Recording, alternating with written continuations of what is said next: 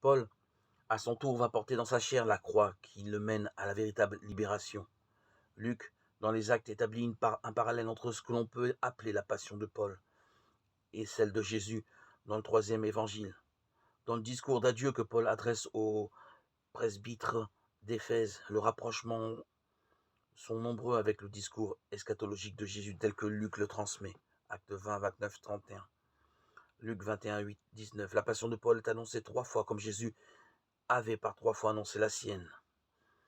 La prophétie d'Agabus reprend presque textuellement l'annonce que Jésus avait faite lui-même à ses disciples.